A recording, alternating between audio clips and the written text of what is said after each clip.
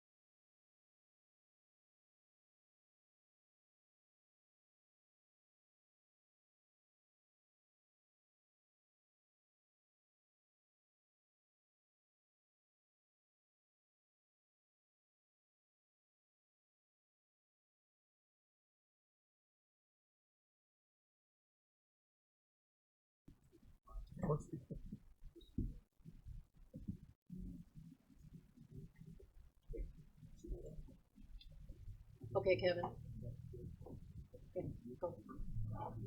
Ready to go? Okay, we're back into open session, and we're going to go down to number 9 on the approval. I'm going to need a motion for this one, approval of early lease termination agreement for the 270 North Schuyler Avenue, Kankakee, Illinois, for the State's Attorney's Office. I need a motion to approve that. Mr. Olthoff, and who was the second? Mr. Stauffenberg.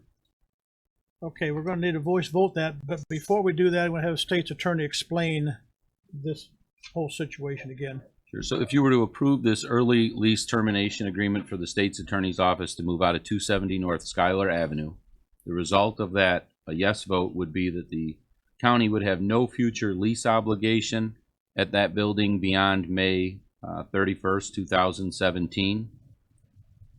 We would settle approximately $80,000 in past due debt attributable to the additional rent that is already owed to that landlord for 50 cents on the dollar. So we would owe $40,000 payable at $1,666.66 over a 2-year period. We would eliminate approximately 20 manpower hours of work per week for the maintenance department that could be put elsewhere in the county. We would be off the hook for the $4,750 per month rent over the next 11 months for approximately $17,000 in additional rent over the next year. And we would allow the landlord to put a tenant into that facility, which is a long-term tenant, so that we don't have another empty building in the community. And roughly the savings to the county would be approximately $100,000 realized over the next 11 to 12 months. Okay, we have a motion and a second. We have a roll call, please. Any discussion? Any more discussion?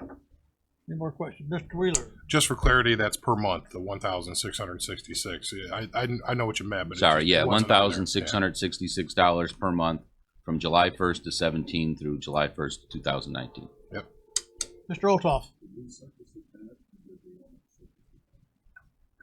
Surface, Use the mic. Use the mic.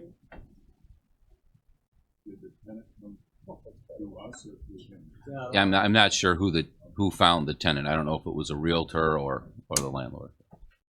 Okay, any other questions? Roll call, please. Mr. McConnell. Aye. Mr. Hildebrand. Aye. Mr. Tripp. Aye. Mr. Legess. Mr. Stauffenberg. Aye. Mr. Vickery. Aye. Mr. Olthoff. Ms. Polk. Mr. Mulcahy. Aye. Ms. Weber. Ms. Peters. Ms. Parker. Mr. Ritter. Aye. Mr. Wheeler. Motion carries. Carried. Thank I you really so want to much. thank the committee for supporting that. I think it's a great thing for the county to be able to get out from under that lease. So, thank you. Thank you for your patience.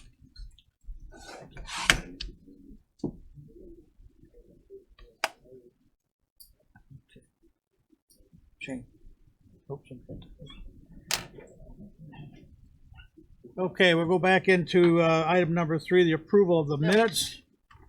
You have received or have got or transmitted in some way, somehow, all these minutes of May 12, 2016, June 16, 2016, July 14th, 2016, August 11th, 2016, September 15, 2016, October 13, 2016, November 10th, 2016, and March 22nd, 2017. I need a motion to approve. Excuse me. I read them all and they seem to be in good order. We need a second. Mrs. Polk. I saved my public comments for later. Okay. Motion has been made and seconded. All in favor, say aye. Aye. All opposed, same sign. Motion carried. Okay. Mr. Rogers. Your motion open. Oh, you're going to open it right now? Okay. We need a motion to open the bids. We have bids due. Mrs. Polk. Ms. Peters. All in favor, say aye. Aye. Opposed? I didn't know we had all that. I don't have a sheet. There you go. Oh, I do now. Thank you.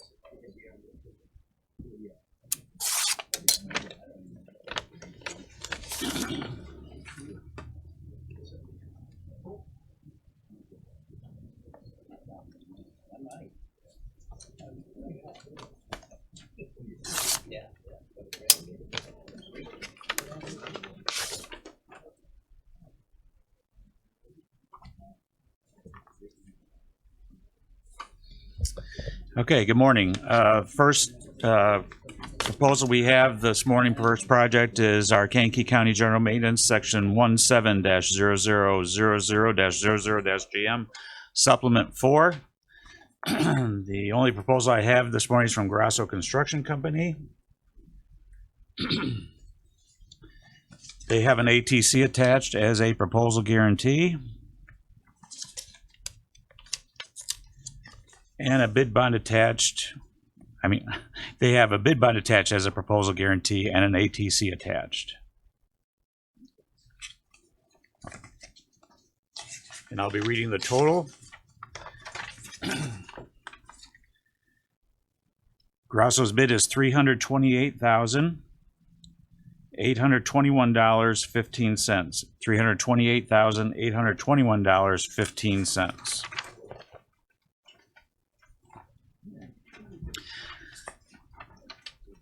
Next is Norton Township Road District, Section 08-09106-01-BR. This is for a bridge replacement in Norton Township. The first proposal I have is from Reber Construction Company of Dwight.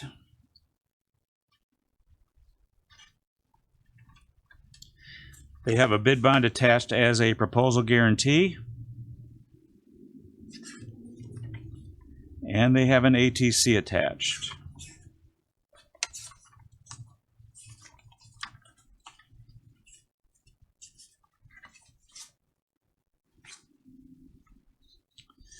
Reber's bid is $260,444.10. $260,444.10. And last is Toby's Construction and Cartage. They have a bid bond attached as a proposal guarantee. And they have an ATC attached.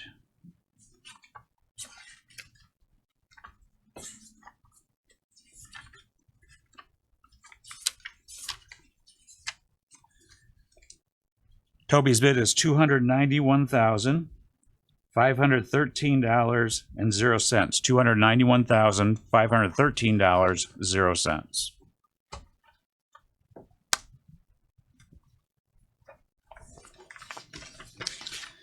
And last this morning is Pilot Township Road District, Section 15-12153-00-BR, non-MFT. The first proposal I have is from Hammond Wagner Excavating.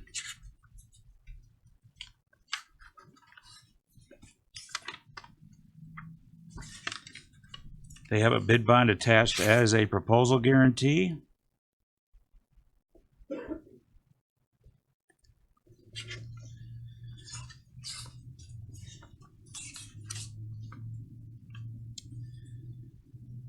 Their bid is $127,301.36.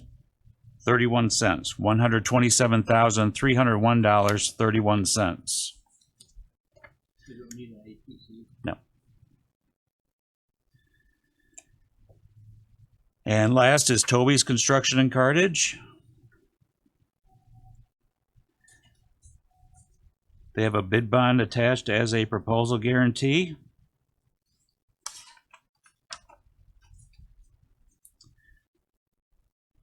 Toby's bid is $140,699.80. $140,699.80.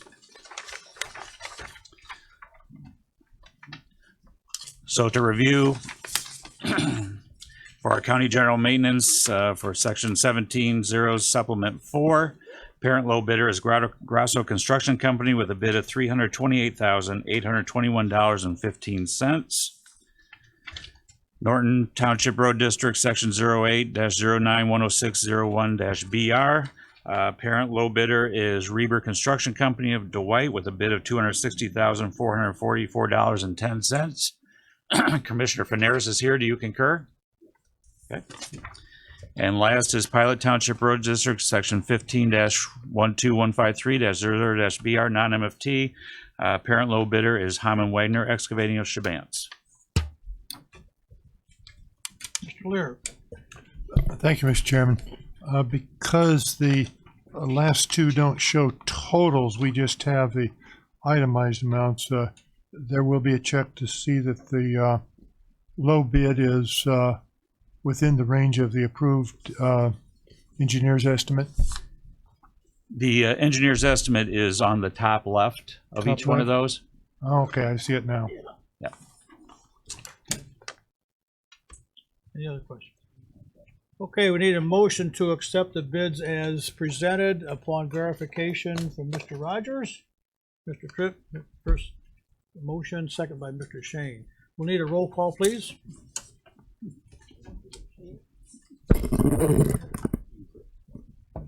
Mr. McConnell? Aye.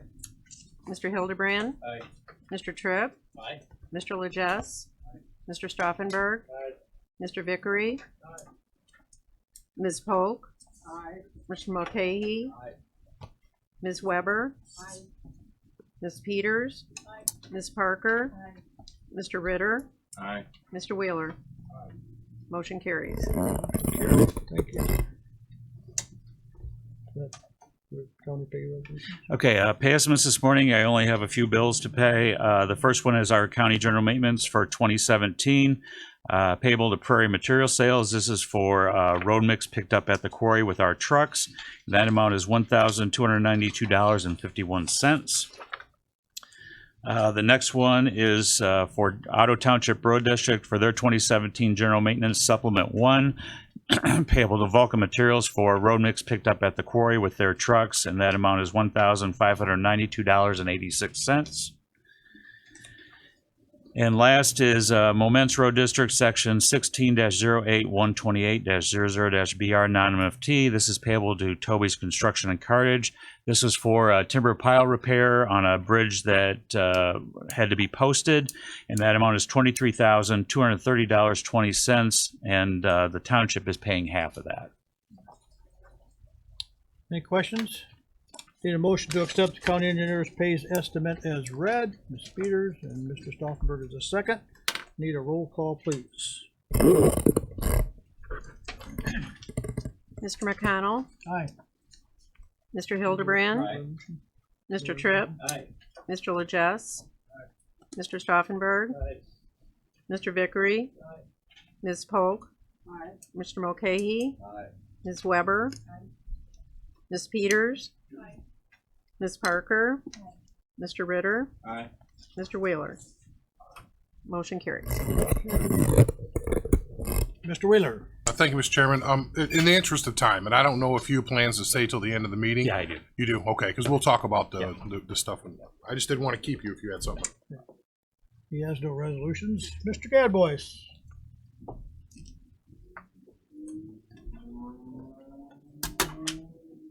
My pen died. No, it didn't. No, it didn't. Come on, Brian. Good morning. I'll start off with facility due report. I had 174 work orders for the month of March. The financial, we'll move on to financial. You have the financial report before you, $16,848 for the month of March. I have a breakdown of some of those things. If anybody's interested, I can fill you in on any questions anyone might have on any of those bills. Any questions? If you have any, if something pops up, you can see me after the meeting. I'll be happy to share with any information that I have on that. We'll move on to the building report. We've completed the move of the treasurer's building. There is no one in that building. We have office furniture over there currently right now. I'll talk some more about that here at the end of the meeting. Commercial glazing came here, finished putting up the glass that went in downstairs for the treasurer. The door for Vital Records has been installed. We're working on a latching system for that door. We're kind of, it's because of the shape of the offices down there, we're having a little problem latching that door, but we'll get through it. Other than that, this building's working fine. The annex building, we're not having any issues at. Courthouse, again, we have the phone system. It needs to be completed. I'm working with Reuter Electric right now. That phone system is in place, but there will be some things that need to be added on to that system to accommodate those phones. At the same time, the courts has asked to also upgrade their phones to the digital system. Their phones would all have to be purchased, which their department would have to buy, but there'll be additional cards required, and I'll work with Mr. Wheeler on this as we move forward and with Judge Kramer to see what they want to do there. At the old jail, we had the expansion valve on the 911 server room go bad here about a week ago. I didn't waste any time getting that repaired with the heat coming. We went ahead and had that fixed. I haven't received the invoice on that yet, but that had to get done.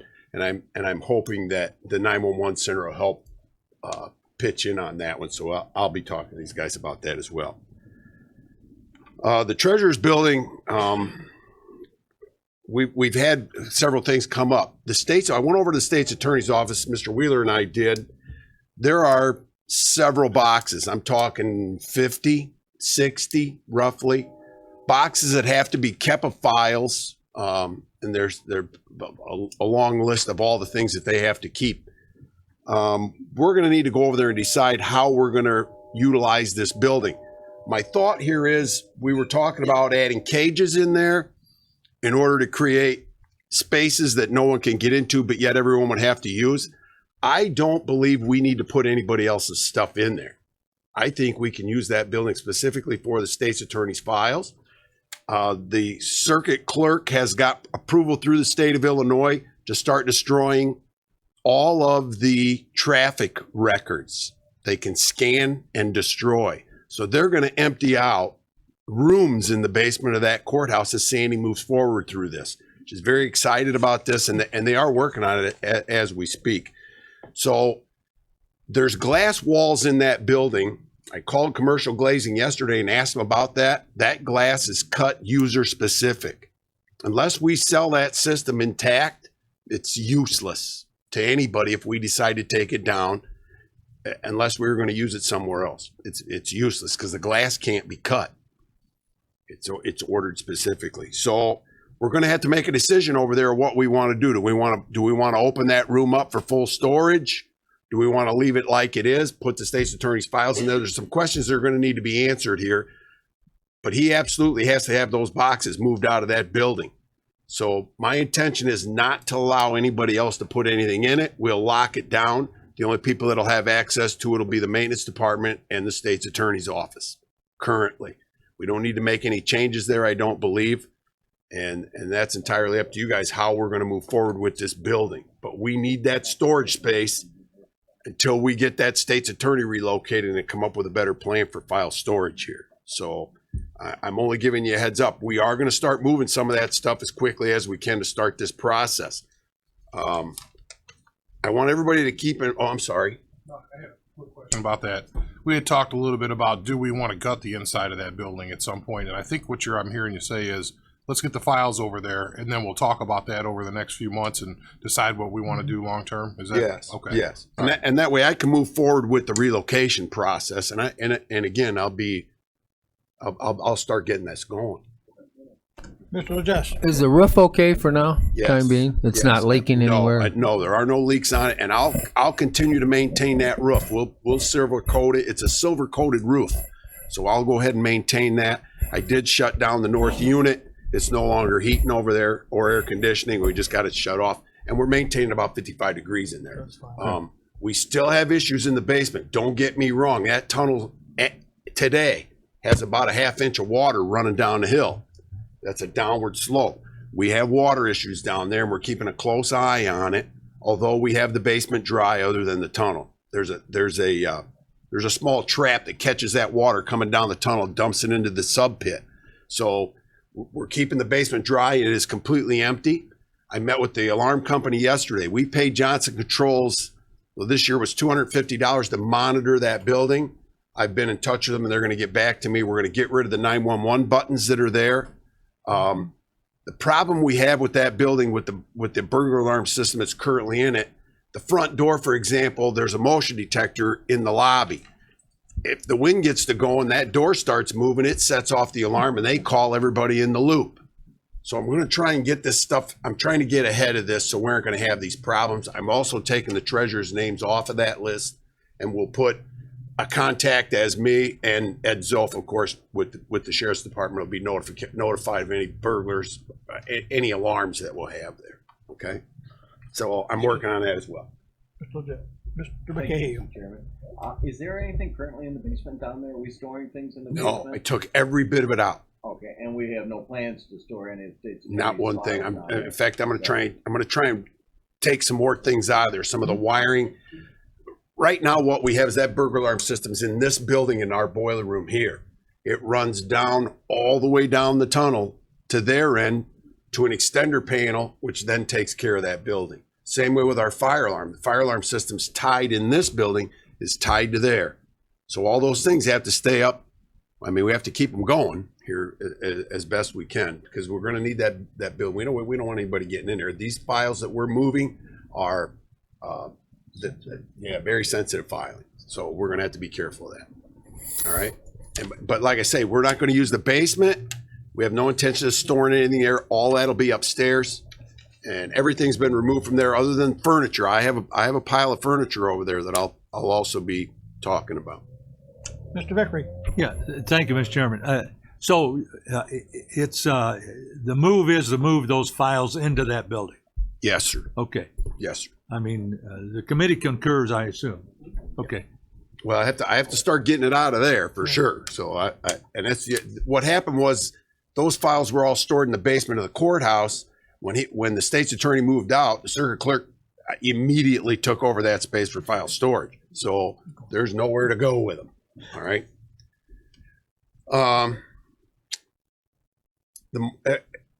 We had an issue at the morgue. Of course, with Mr. McConnell and myself, we went over it and we figured out what the problem was there, and we had some smell issues that were leaching into the building, and we took care of it. It's fixed. So I'd like to buy some shelving units. I went out to Jerome Combs. We have several shelves in the back there. It's Tensco's, the company that were bought when the original jail was built. They're not using it. It's sitting on a shelf out there. I need to buy a few parts for it. I'm going to go ahead and I'm going to use what we have and buy the additional parts I need. So there'll be a small purchase to get files so I can get some shelving in there to get stuff put on.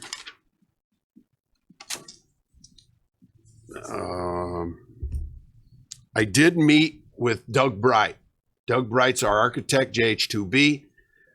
We took the ADA stuff that we're working on to get compliant with the Attorney General's office. He went over and did a full count on the parking lot.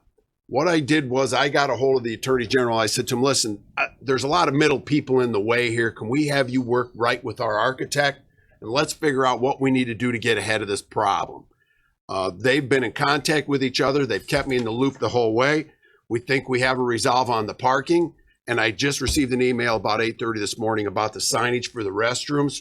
That stuff's being drawn up, sent to the Attorney General for approval, so we don't have to go through 10 different channels to get where we need to be. And we're going to go ahead and move forward with getting this stuff accomplished. They've given us a 90-day window here on how we're going to do it.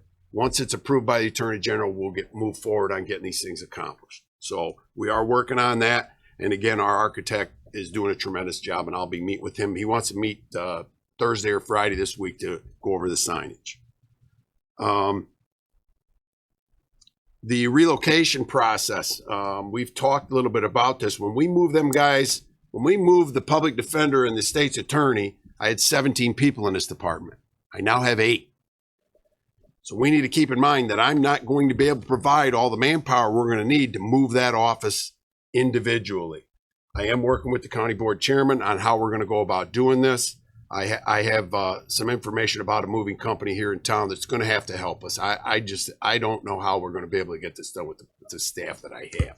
So again, I'll be working with the chairman and make sure you guys. That might even be quicker.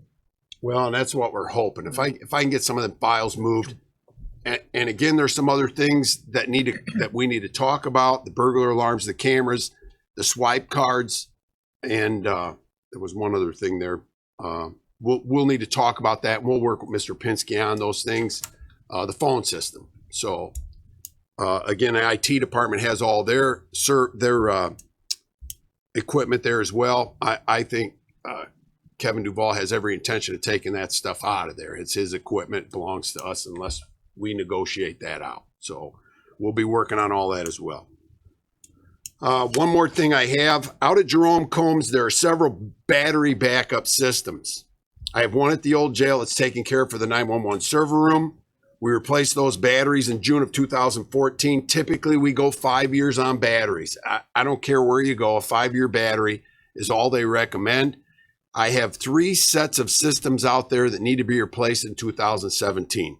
The chloride system is the battery backup system for the entire master control. And I have 2 SureLight systems. I tried to run down those costs of when they were last replaced. It was about $2,800 per system. I'll follow this up with SEPS, who does our batteries for us.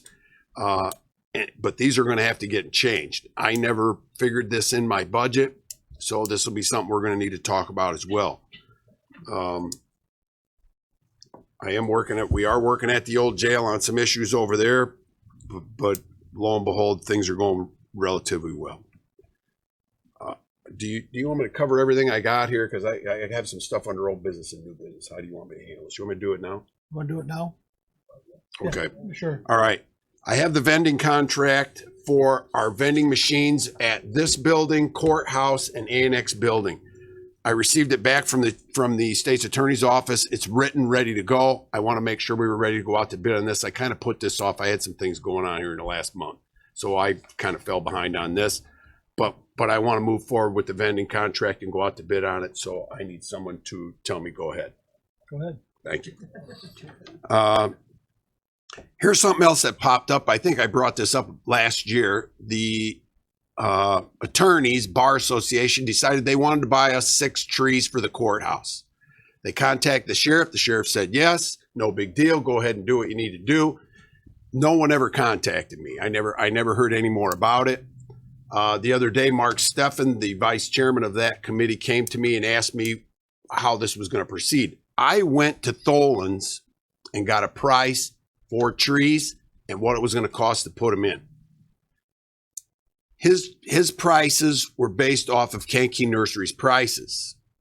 So I just assumed that's the way we were going to go. Again, no one contacted me.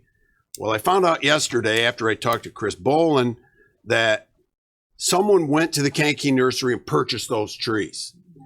And they bought 9 of them. So I said to the guy, well, that's so what I did was I called him and I said, okay, what kind of trees are they, first of all? I have a red oak, a sugar maple, a shingle oak, 2 Princeton elms, 1 buckeye, 2 swamp whites, and 1 bur oak. I said to him, These trees are very, very messy. Every one of them on the list. I said, I don't have the manpower to clean up buckeyes. If someone falls on a buckeye, we're going to be in trouble. We're throwing each other. He said, well, these trees are sitting on a pallet ready to go Not because they don't dig trees after May 1st. So all their trees have been harvested. So I said, well, we got to talk to the Buildings and Grounds Committee. So I did call Chris back and say, look, this has to be approved by the county board. They're just not throwing trees in it. So I don't know who picked them. I mean, I'm like kind of lost here on this whole thing. So I did speak with Chris from Tholen's. Kankakee Nursery does not install trees. So our option here is, and Mark said to me, well, I thought you were going to just have your guys get a backhoe and dig a hole and put a tree in it. I went, well, that's not how that works there. There's some other things that have to get done. I have to do locates. I have a whole lot of things that have to happen before we can just throw a tree in the ground. So I don't honestly know where to go with this. I'm Mr. Tripp has a question. I have a question. Getting these trees, who decides where to put these? I mean, you need a landscape designer that knows what he's doing rather than scatter those things all over. You're going to pay a lot more money to mow around everything. And there's just a whole lot of things. You're talking about the courthouse, right? Yes, sir. And they planted trees in there that should have never been planted in various places. We need to have somebody look at that first. I would think that maybe Mr. Tholen would give us some ideas on Well, that he could. too. And Yeah. but just to have these trees show up, No. we don't want to do that. And like Start Brian sticking said, them in the ground anywhere. well, the maintenance on this, on the cleanup on these trees also, and who gave them the authority to do this? A lot of The other things thing are is, so, Mr. Chairman. I have I guess just to make sure I understand. The tree from Tholen's would be the same price if we bought it from Tholen's or Kankakee Nursery. No, Kankakee Nursery offered the Bar Association a deal on these trees at $50 a piece. Now these trees are 1 3/4 to 2 inch trees. The three prices I got from Tholen's was a 2 inch tree, a 3 inch tree, and a 4 inch tree. A 3 inch tree is $225. A 2 inch tree is $160. And I was under the assumption that the Bar Association was going to pay this price for those trees. Well, then I found out yesterday that they actually gave him the trees for, he said $50 a piece. I just, my own opinion, to the committee can make up their own mind, but messy trees, more work, doesn't make sense right now. Can I mean, will they grow more? I mean, is there other trees that we can do this? We still got to have the holes dug. We still got to do everything else. I mean, I think he already had the type picked out, didn't you, Brian? Well, when I went to Chris at Tholen's, I said to him, I would like to have something, of course, that doesn't shed helicopters, nuts, berries, any of that.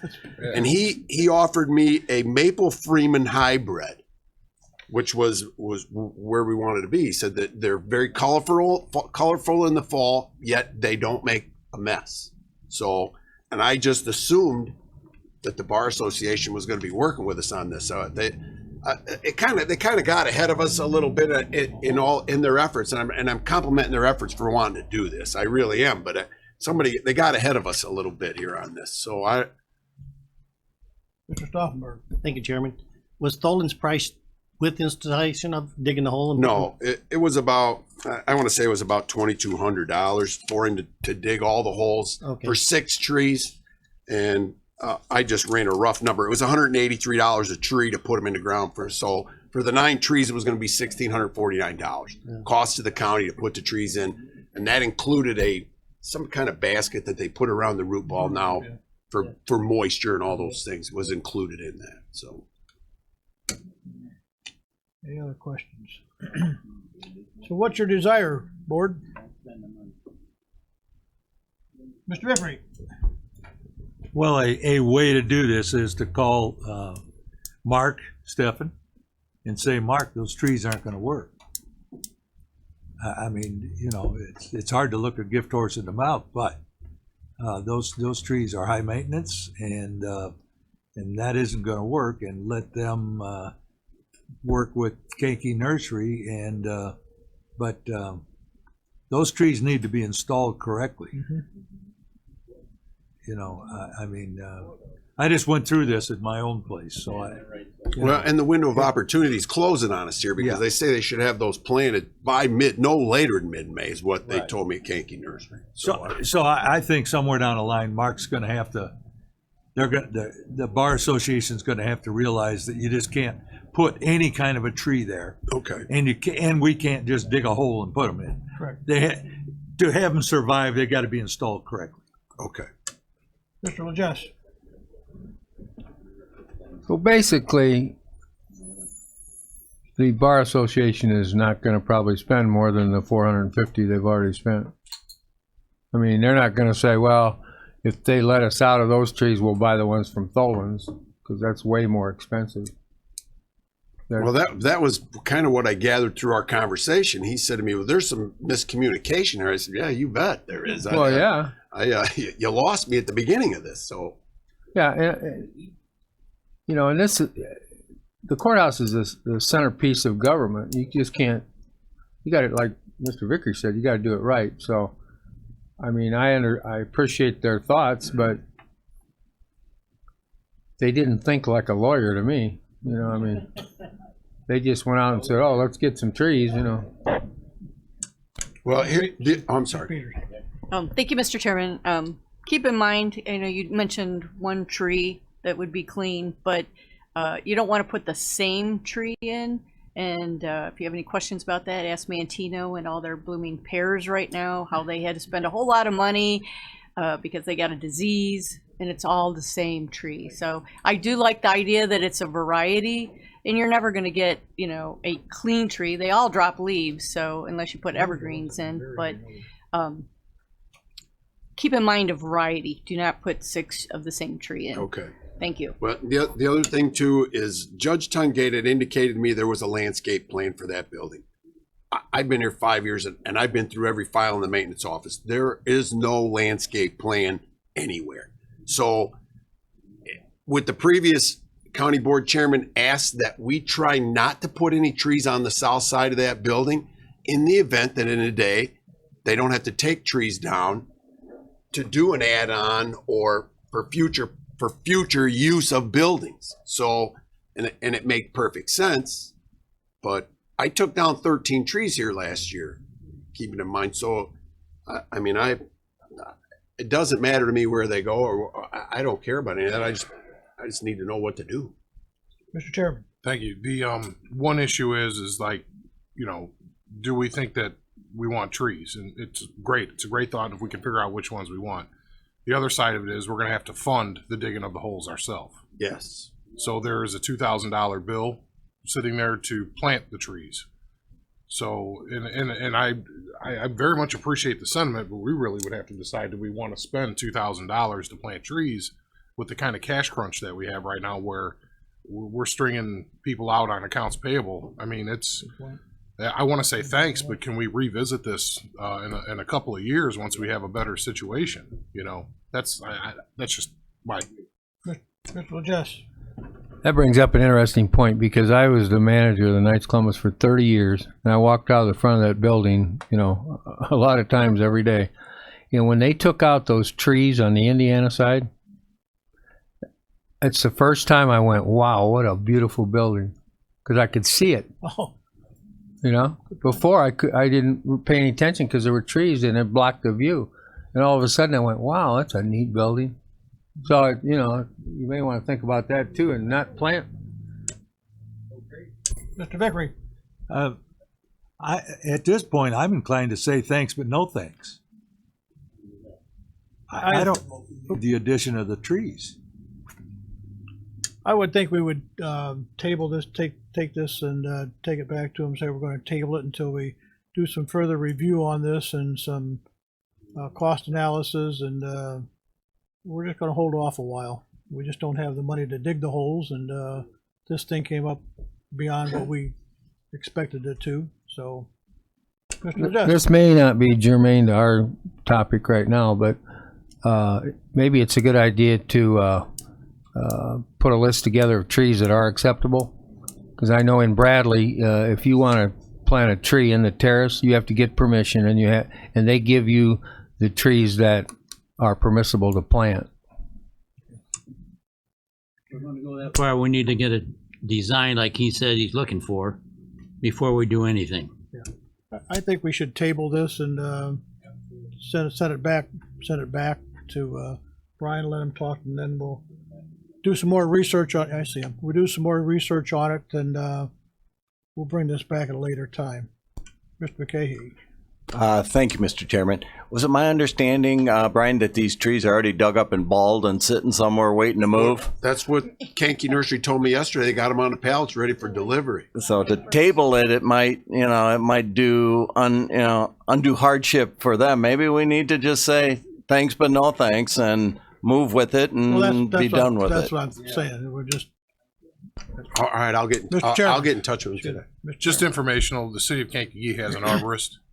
They do have a program where they give you free trees if you agree to water it. But again, don't have the money to dig it in the hole. But they might be able to help you pick out the trees that we want. Okay. And I don't know, technically, is that in the city? I know it's county property, but it's still city rules, if you will. So, might be able to take advantage of that. Okay. Yeah. Was it a consensus of the board then to, again, say thank you, but no thank you, and we're going to do some more research and move on from here? I don't think we need a motion to it. I think we just direct them to. I just need some do that. direction. Okay. Excuse me, Mr. Vickery. I just can't envision adding 9 trees there.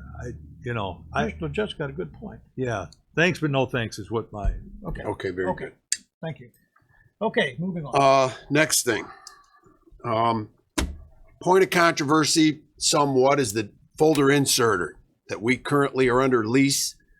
I got a hold of Neopost about this. We currently rent the mail machine and the folder inserter machine, and we pay $2,200 a month for those two systems. Under the new treasurer has indicated he will not be having the county stuff and fold and mail out those tax bills using our machine and staff. Now, keep in mind, the previous auditor provided staff to run that machine nonstop through the tax season and got those bills. And then the maintenance department made sure they got where they needed to go and got mailed out. He's now indicated he's going to outsource this again. So I called Neopost. We are under contract until 2018. It was a 60-month agreement approved by the state's attorney's office. And I have a copy of all that here. I spoke with the new gentleman that's taken over our account, and his recommendation, if we are not going to use the machine anymore, is to rewrite the contract and start fresh with the mail machine. We are not current with this company financially. We have not paid our invoices to date. He said the first thing we need to do is get current, pay the next quarter. That'll give them the time to rewrite a new contract for the mail machine itself. So my next thing this morning was I went and spoke to the assessor, who I'm going to turn the floor over to, about the folder inserter machine and what goes on in his department that we weren't aware of. So if I can, Eric, if you don't mind, would you kind of fill in the committee on what we're doing here?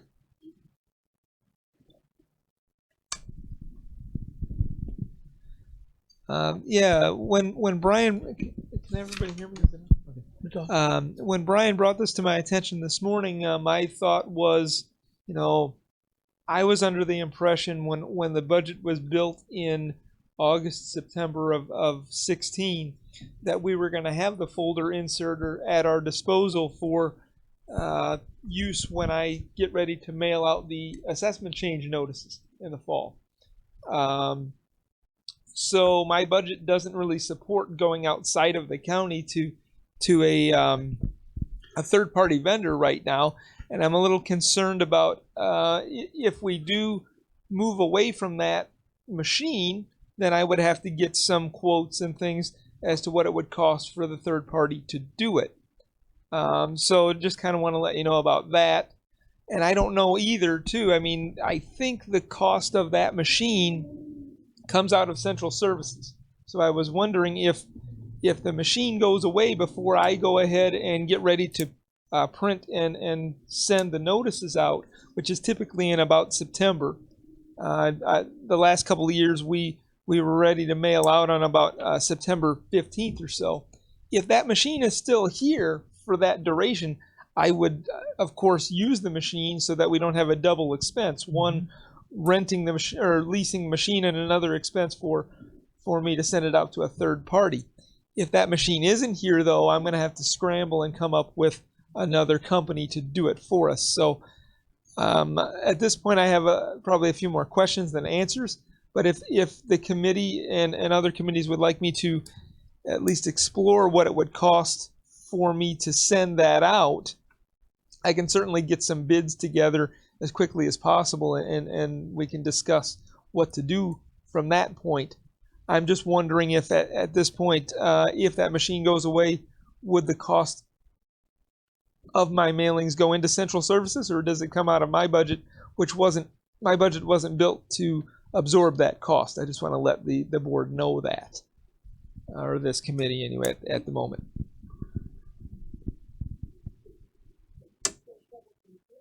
Who's next? Mr. Jess? Well, how much more does this cost than to get a third party just for the treasurer, just for the tax bills?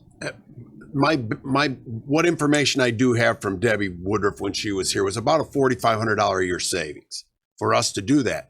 Now, keep in mind that was an employee provided by the auditor's office for a week straight. Becky worked in that office, stuffing and folding, and it's something. No, for the tax bills? No, sir. Mark sent the stuff over here, and the auditor and the maintenance department took care of doing that whole thing. He never had a hand in any of it. Because I know there were times he was here at 4 o'clock in the morning doing stuff. No, sir. Not ever. He never ever came over here and helped us do any of that. That was all done by the auditor.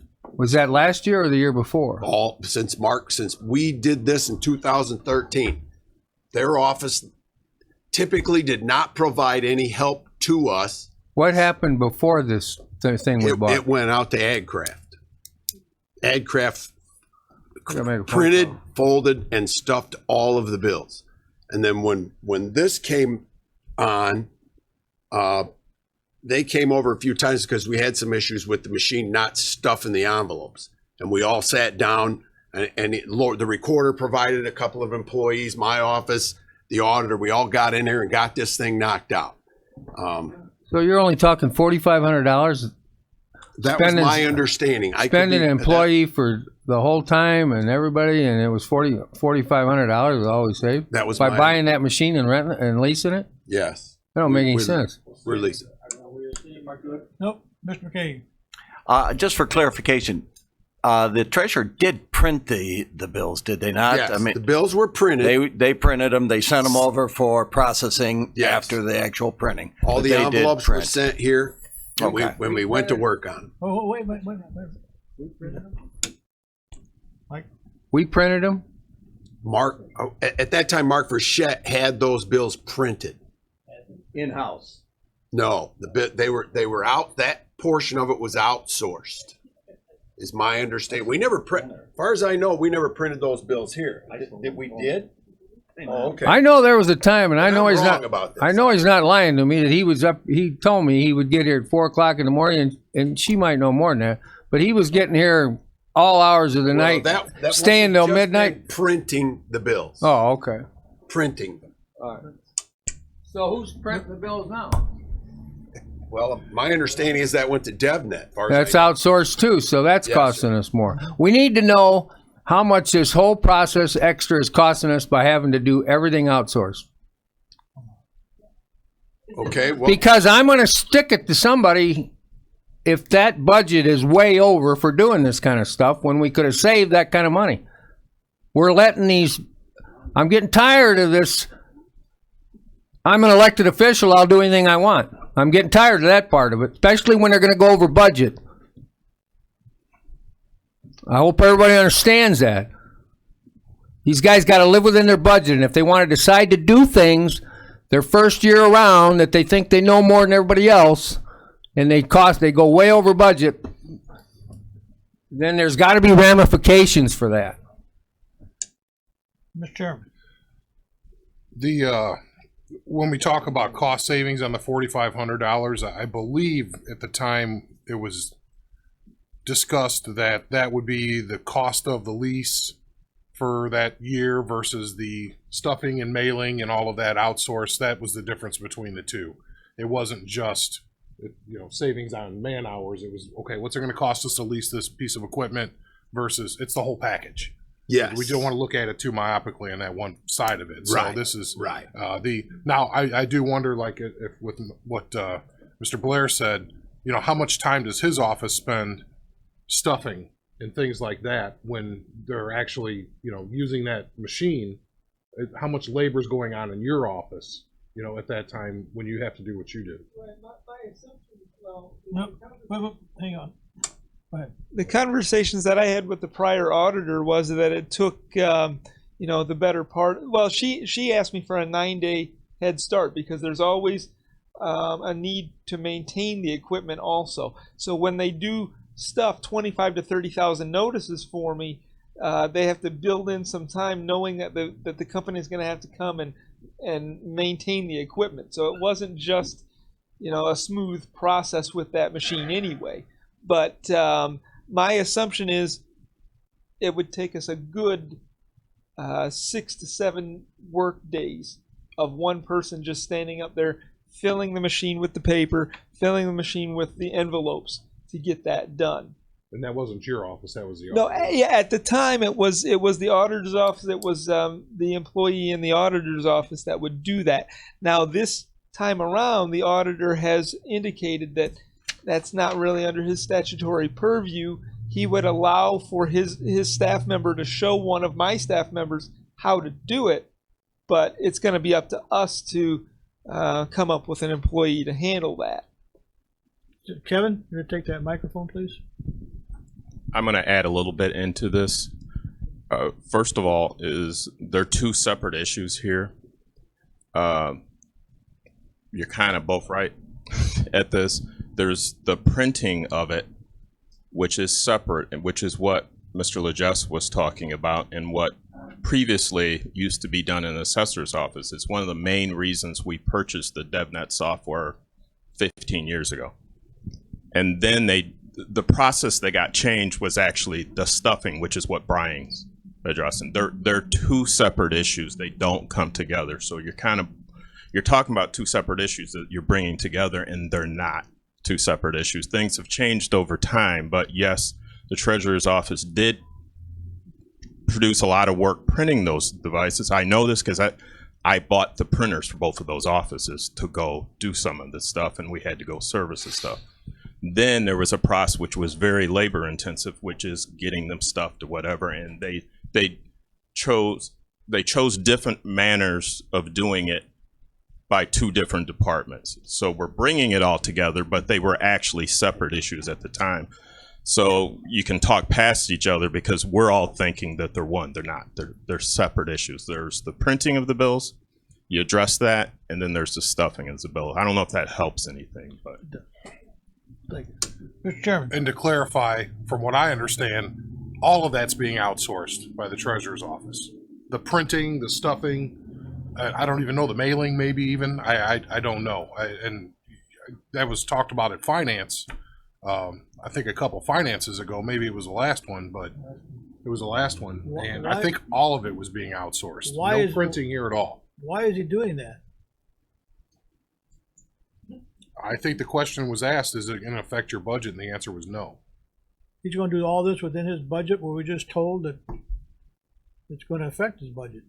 I think that's what he told the finance committee. It wasn't going to impact the budget. Well, it's not going to affect his budget. Negatively. Then basically that file needs to go back to him and let him resolve the problem. We still have an issue with the machine that is going to be used or not going to be used, and it's still sitting in the. But we're getting an to a office point. in the We're back, getting to you a know, point that- right now where these tax bills have to go out rather quickly. Oh, I believe he's getting them out. He's outsourced the whole thing. In his budget. He's never ordered the paper to be printed on, so I can tell you his intent is to send them out. Though that paper was to be ordered in January and it wasn't ordered. So. Who was next? Who was first? Mr. McKay. Thank you, Mr. Chairman. Just for clarification, we're talking $2,200 a month lease fees, Brian? Yes, sir. And these are two separate machines. You got a mailer and the document processor, Yes. correct? Yes. The mailer, that gets used 12 months a year by admin and other offices, I assume. How about the folder, the processor? It seems, does it sit there idle 8 months out of the year? The or- whole time.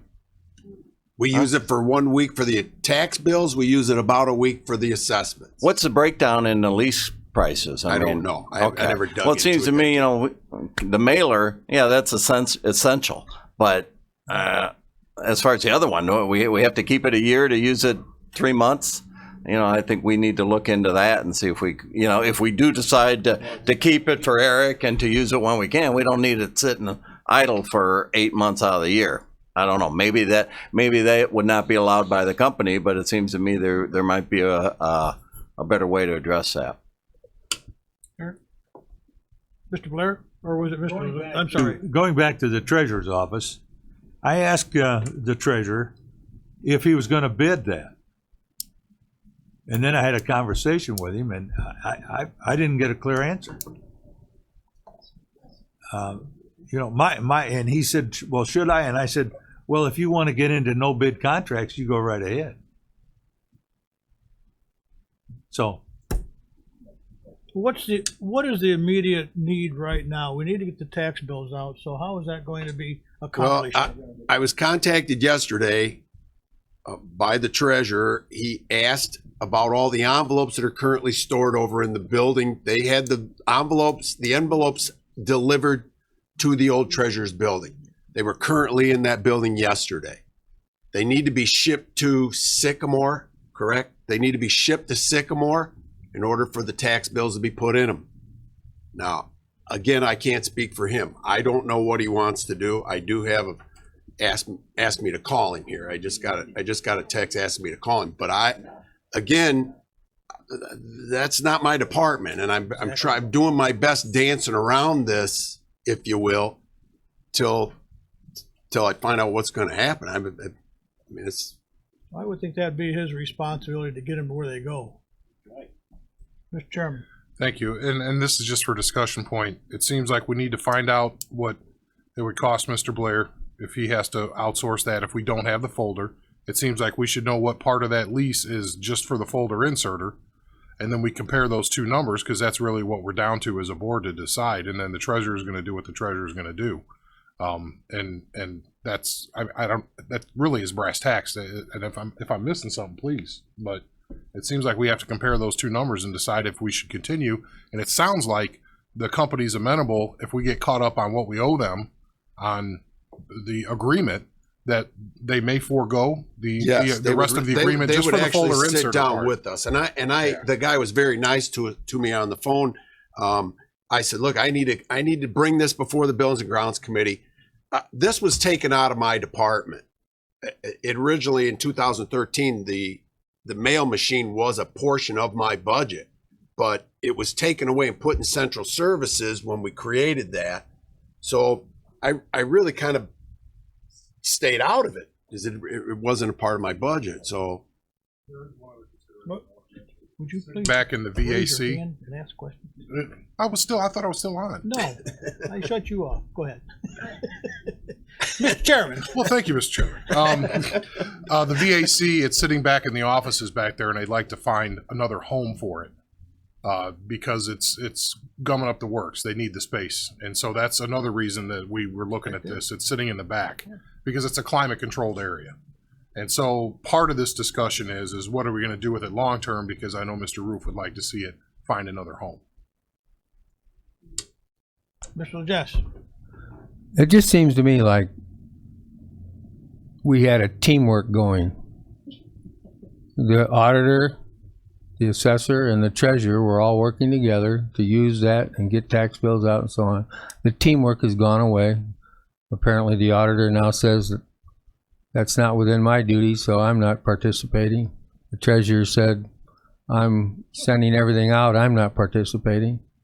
So I have no problem with them not participating, as long as everybody just stays within their budget and it comes out okay. And as far as the envelopes, get a hold of treasurer and tell him to get the envelopes where they got to go. That's his job. That's what he decided he wanted to do. Mr. Dickery. Well, I think we have some responsibility, and we can make sure that maybe we don't need to outsource that printing next year. You know, maybe we can make a directive to the treasurer to live within our budget and to make, as Mr. Legest, the team work better. Maybe we need to go back to the way we did it before, and keep the machine.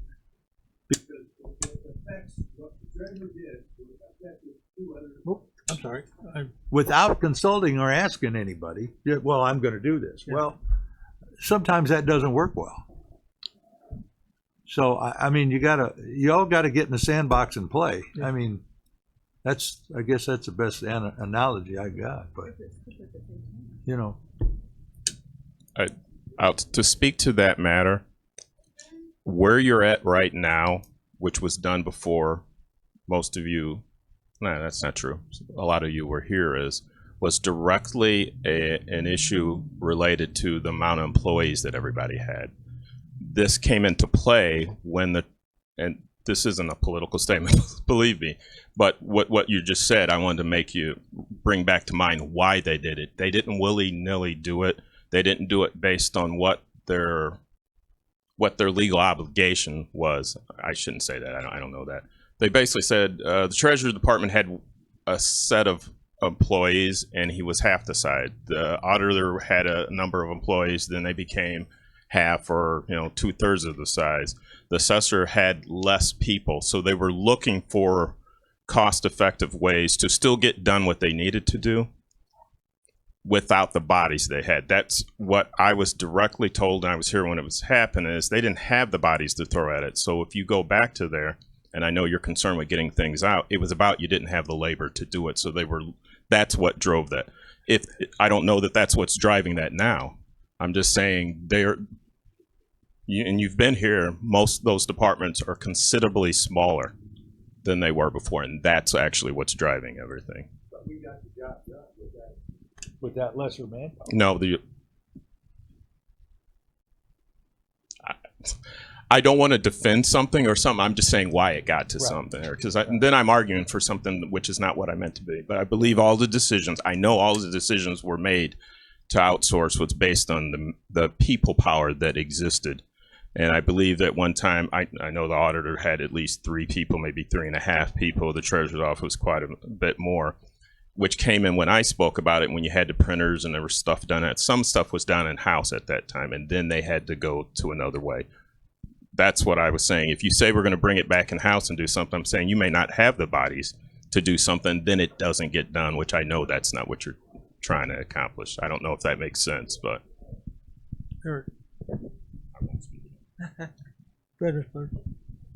I just wanted to mention real quick, is it this committee's pleasure and Chairman Wheeler, would you like me to put together some estimates from a few companies to see what it would cost?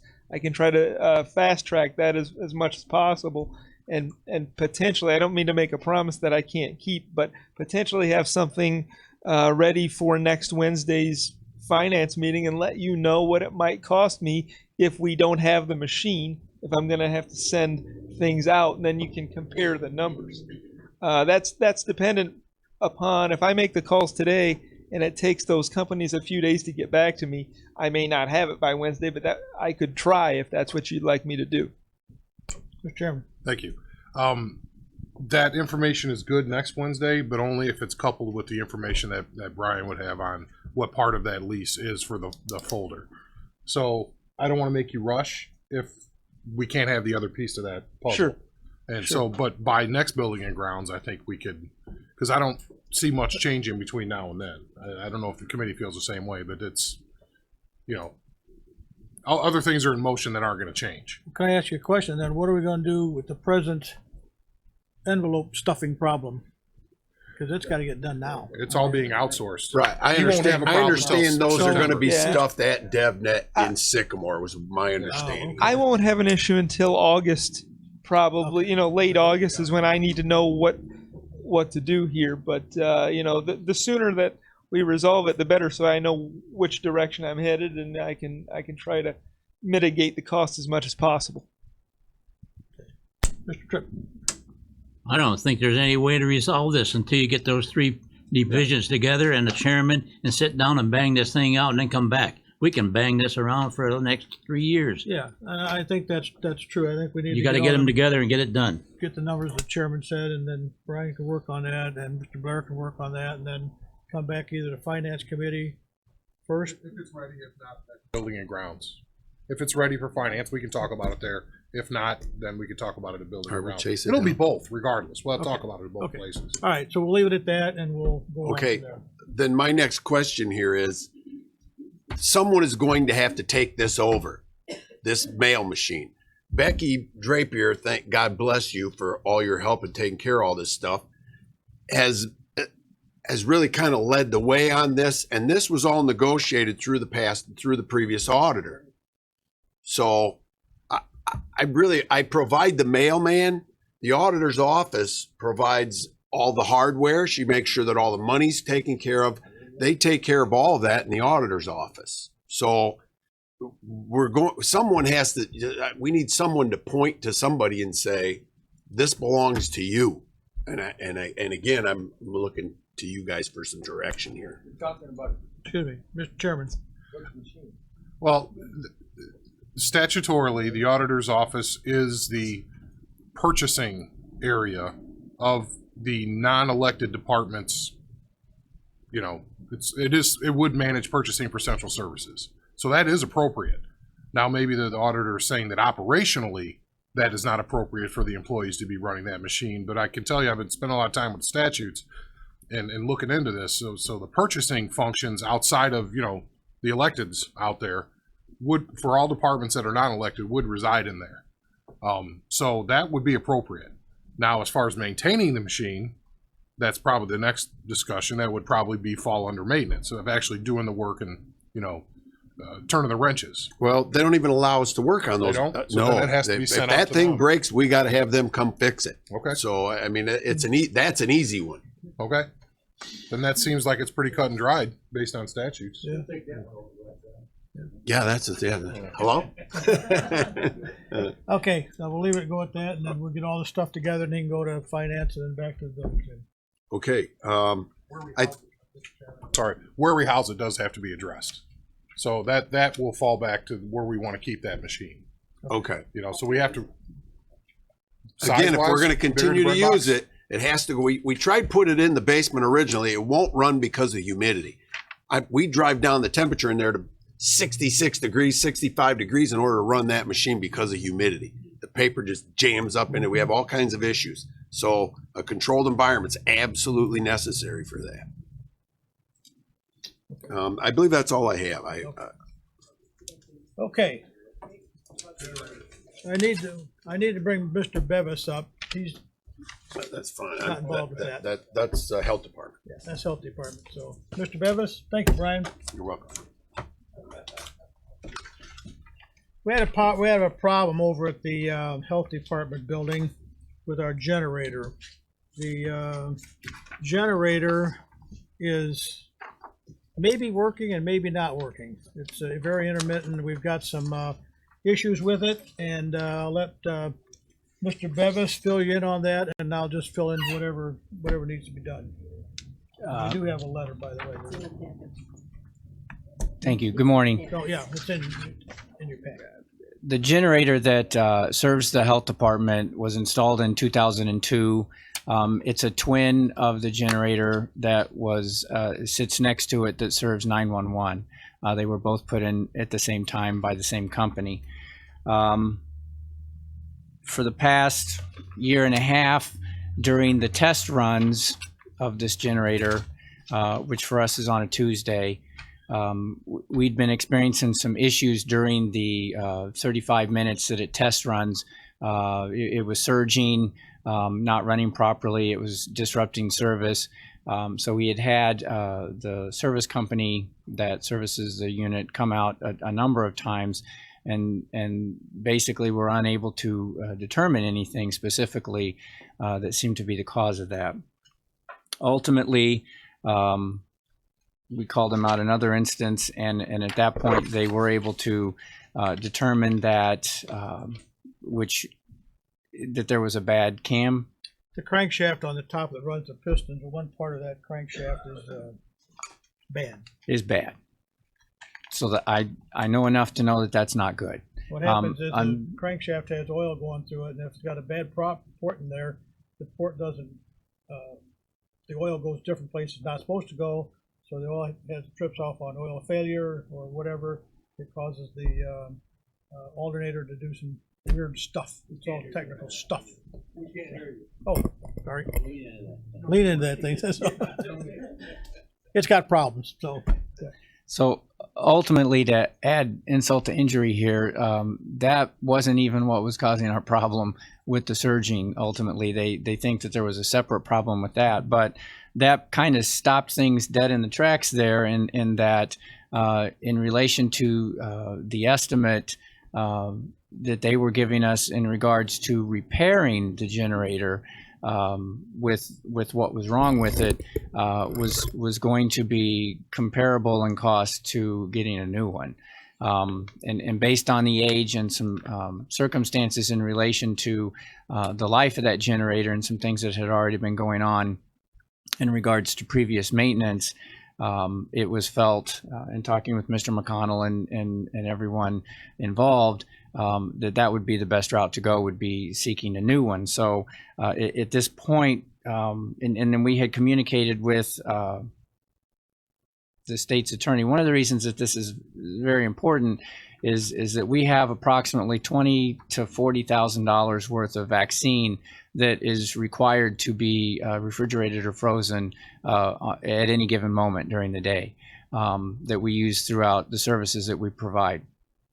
And through the grants, there's specific stipulations in regards to monitoring, keeping track of that, and making sure then that if there's any kind of issues in relation to the storage and temperature of that product, then we could be on the hook for that cost, or it would have to be destroyed and then it has to be replaced. And then there's a delay in services, when you go through that process. So we do have, plan B in place in the event that if we were to lose power and not have the generator functioning properly, we do have a plan B for offsite storage for a short period of time until we would get things up and running again, because as I'm learning here, the replacement of a generator is not as simple as going out to the store and buying one and hooking it up. It can take apparently a couple of months to actually have it built out for you specifically as to what you need, and then get it up and running. So we had communicated with Mr. Rowe with the state's attorney's office in relation to this would be considered an emergency situation for us to not necessarily have to go out to bid and delay the process, but we have two quotes that we had received. One from, can I say? Sure.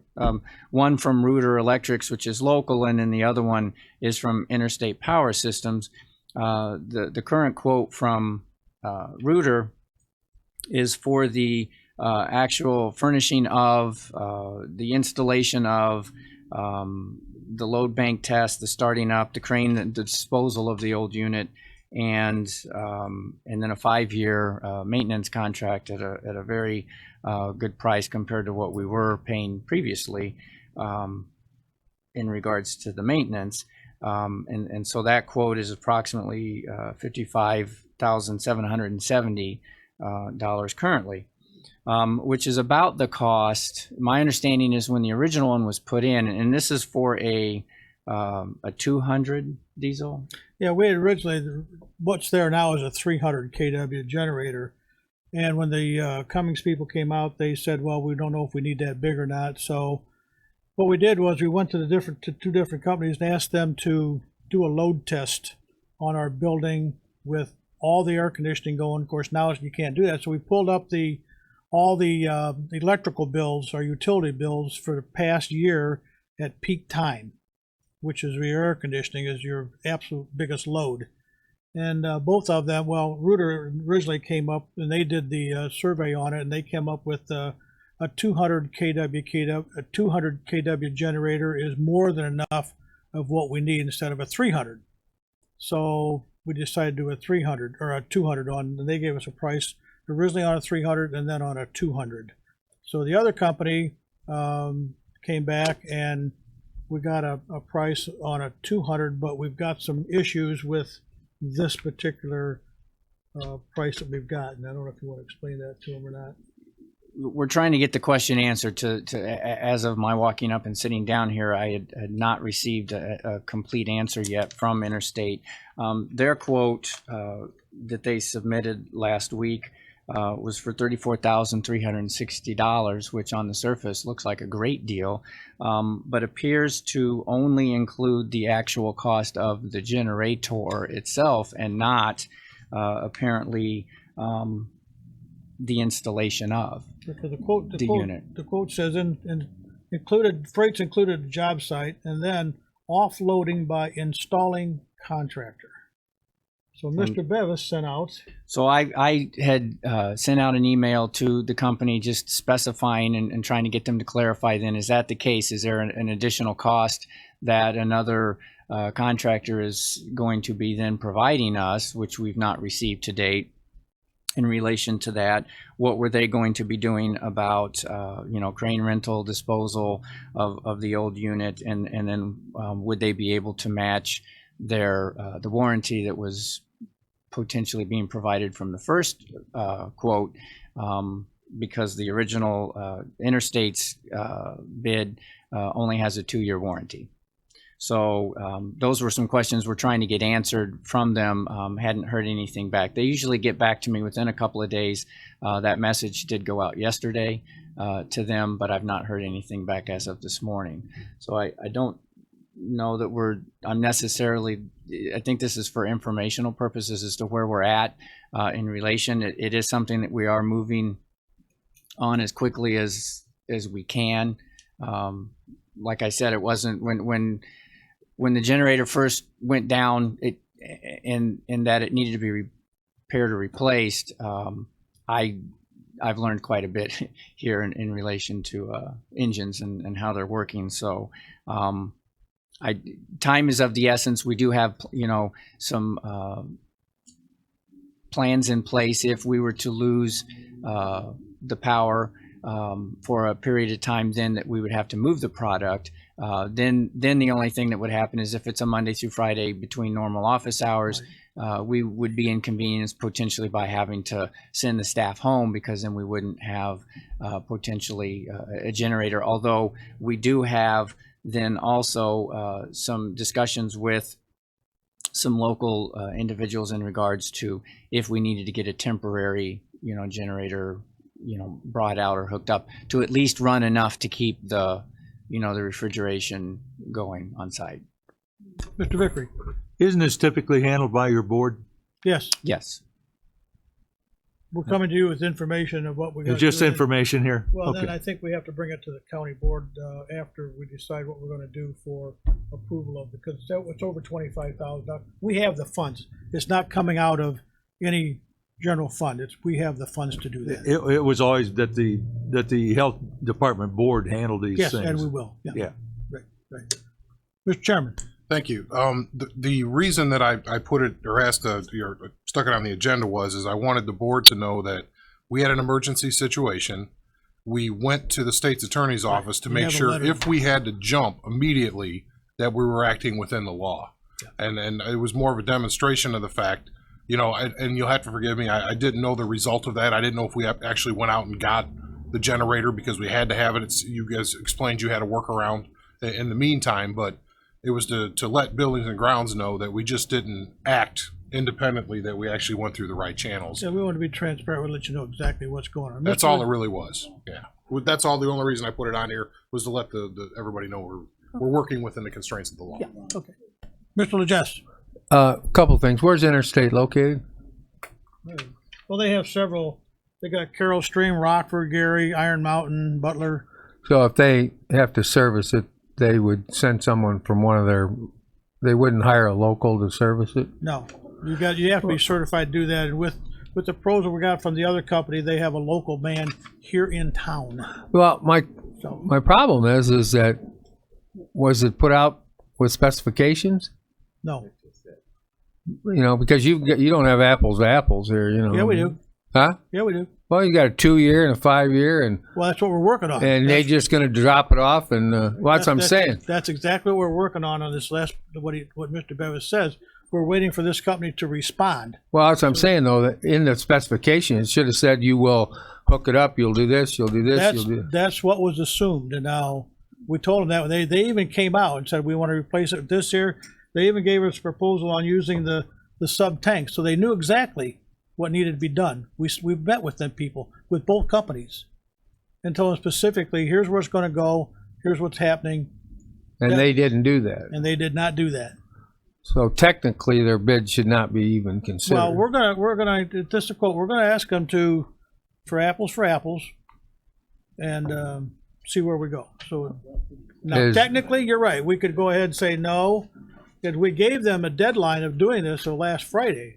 And then when I get that back, and I looked at it, and it said by installing contractor. Well, here my problem is it's now publicly known what Reuter's bid is. Correct? Now they can just say, well, we'll do these things. We just got to make sure we're under the 55. No, the only thing we asked them was what the cost was. Is that. So I understand what you're saying. Yeah, I mean, it's kind of a screwy situation, So I guess I have a little bit of knowledge of this before I came on the board. So first question is, have you consulted a licensed professional engineer to look at any of this? Because I think that gets back to his question is you should, I'm surprised government agencies don't engage licensed professional engineers for liability reasons, but you know, this should be conducted by some type of licensed professional engineer to do that, to govern this, because like you said, you're letting the contractor kind of drive the train here. And I think you're going to get in big trouble if you continue to do that. I was called in on a very closely related thing in this, and they wouldn't engage me because they didn't want to pay for an engineer's services because they could just get the contractor to do it. But you keep doing that, and that you're forfeiting some protection that you're allowed by law to have an engineer do that, because we are held to certain standards to do that. So it just makes me a little leery, as some of the other board members have expressed, that we're letting contractors just give us bids on what they think needs to go in there, and that's a dangerous thing to do. It was the generator people themselves, not the contractors, that came out. They're not qualified to do that either. They're still a contractor. They're a supplier. They're the ones selling you the device, and they're telling you what you need. And I think there's danger in that. I mean, this all may be okay. I'm just saying in general, that's a bad practice. Well, that's the reason we went to the state's attorney to see what we could do, what we couldn't. He's not an engineer either. I understand that, but from an emergency standpoint, we had to get something going quick. But I can tell you, legally, a contractor shouldn't be telling you what a connected load is on a building. That's an engineer's job to do that. There's liability to be. You have some exposure when you don't do that. Okay. Anybody else? Okay, we'll take that under consideration, and then we'll go from there. Okay, thank you. Okay. All right. Well, we got new business. We got to go to potential highway and buildings and change. Mr. Chairman. Just for explanation's sake, I was approached by Mr. Olthoff, and he had spoken with a few of the department heads associated, wanting to switch around some meeting dates.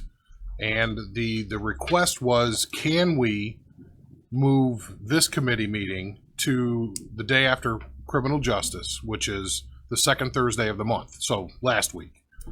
And in the place of this meeting, can we put PZA? Because it affords both of those departments, highway and PZA, more time to handle the things that they have to do within the month's time. It fits into their timelines better. And I said, sounds legit to me, but I have to talk to both committees and make sure that's okay. And we would probably start it in like July to give just people time to adjust their schedules if they need to. But it was just to bring it to the committee, see if there's any major conflicts. So it'll be second Thursday of the month for the highway and buildings, this one, and the third Wednesday of the month for PZA. And What's your just pleasure? For discussion's sake, and I don't know if Mr. Rogers has anything to add. Clarification, it would be the Thursday after the board meeting, so that sometimes is not the second Thursday, just so it's clarification. Oh, okay. It's 2 days after the full county board meeting. That's how it was before. And that's going to help you getting. What it does for me is when we do have a letting, IDOT's policy is we cannot do any awarding of any contracts for 7 days in case there's a protest filed. And then after that, that's when I have to send out the contracts to be bonded and executed to the contractors. And that affords me another week to get that process done before the next board meeting. Okay, thank you. We're switching this planning and zoning to just switch them around, right? Today, and then No. Thinking out loud. so if it's just a head nod. If everybody thinks it's okay, we don't necessarily need to vote. I'll just switch the. Okay. We'll send out the schedules to everybody, and we could talk more if there's an issue. Okay. What's that? July. We're thinking July. Still 9 o'clock. Yeah, okay. Who? Who? Oh, Jake. Excuse me. Mr. Lee. Hi there, Mr. Chairman, members of the committee. I just wanted to come down and make a brief statement about the folding machine. Wait a that. minute. Let's Oh. can we let's settle this issue right here real quick about the switching. Is everybody okay with that?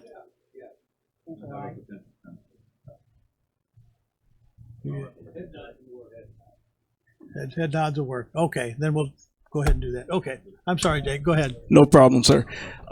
So there's kind of a few things that I just want to be clear on. That one is when it comes to our participation in that particular project, it's not that I don't want to be a team player or anything like that. The issue that my office faces is that we have not been performing the duties that we should perform by statute.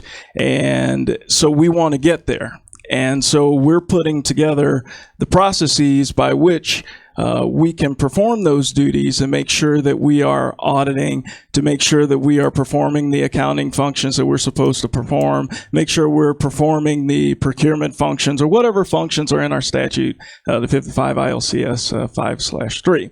So anyway, so when it comes to things like this where, yes, and there's conversation about how it's not in the purview of the auditor's office, it belongs to the treasurer, it belongs to the assessor and all that. I'm not into getting into tit for tat as to who owns what. That's not the issue. The issue is that the auditor's office currently has one employee and then of course the elected official. And in order to perform those duties that we need to perform, we just don't have the time to dedicate that employee. In the past, the auditor has decided not to perform auditing duties in order to accommodate. And I just don't think that that's the right combination. I don't think that provides the transparency that we're supposed to provide or the accountability we're supposed to provide. So I would much rather us perform the auditing functions and the other statutory requirements as opposed to foregoing those and picking up all of these small pieces. So that's just what I wanted to disseminate. Thank you so much, Mr. Chairman. You're welcome. Mr. Wheeler. Thank you. We kind of skipped over it, but I wanted to see if anybody had any questions about the plan for the move for the state's attorney's office. Was there any questions about Anything on that? I missed that, yeah. Okay. Just want to make sure. I missed that one. Okay. Any questions?